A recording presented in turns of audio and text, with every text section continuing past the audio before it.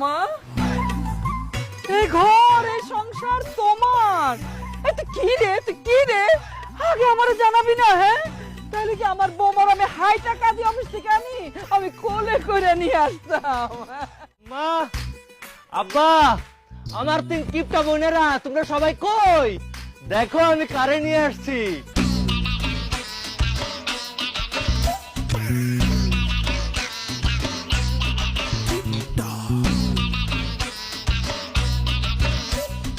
তিনটা? তোর লগে গোলাপি কেন? আর সঙ্গের মতন বউ সাইজে রয়েছে কেন? হে, কারণ গোলাপি হইলো মা নতুন বউ। কার বউ? মা তুমি এটা বুঝতেছো না? আমি নতুন পাঞ্জাবি পইরা আছি আর গোলাপি সুন্দর বউয়ের শাড়ি পইরা আছে। গোলাপি হলো তোমার একমাত্র পোলা পিন্টার বউ। আমি ওরে কাজে অফিসে লইয়া গিয়ে একটু আগে বিয়া করে ফেলাইছি। আল্লাহ গো আল্লাহ, আম্মা তোমার পোলাইটা কি আকাম করছে? হ্যাঁ, গোলাপিরে বিয়া করে নিয়ে আইছে। যেখানে আমার বড় বোন বিয়া না করতে মেরে দিন দিন বুড়ি হয়ে যাইতাছে, আর আমারে দেখো আমি তো অর্ধেক বুড়ি হয়ে গেছি। আর আমার ছোট বোন বিয়ার সুখে দিন দিন শুকাই যাইতাছে। আম্মা আম্মা, তুমি যদি এটার বিচার না করছো না, তাহলে কিন্তু আমি এখন এই বাড়িতে লঙ্কার কাণ্ড ঘটায় ফেলামু। আরে রাখ, তুই কি লঙ্কার কাণ্ড করবি? আমি করবো সবকিছু, সব তছনছ করে দিব আমি। আই মা, তোমার এত দিন যাবত কইতাছি শীতের মৌসুম পার হয়ে গেল, আমারে বিয়া দাও বিয়া দাও।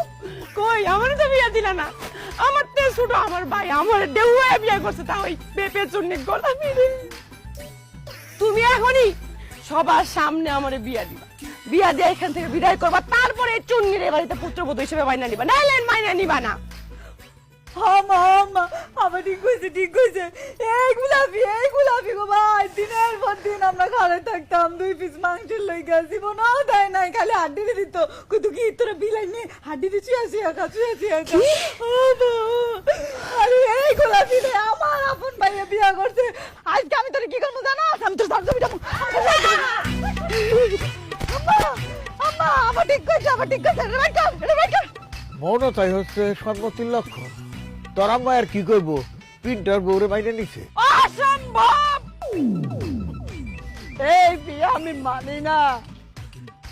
খরচের ভয়ে 3 মাইয়ের বিয়ের কথা আমি মাথাতেই আনি নাই কোনোদিন। একটা আত্মীয় স্বজনরে কোনোদিন বাড়িতে আইতে কই নাই, এক কাপ চা খাওয়ানোর ডরে, যাতে আমার খরচ না হয়। আমি গত 10 বছরে 3টা 4টা শাড়ির বাইরে একটা শাড়ি কিনি নাই। মায়া করে 2টা করে কাপড় দেই বছরে। আমার বিছানার চাদর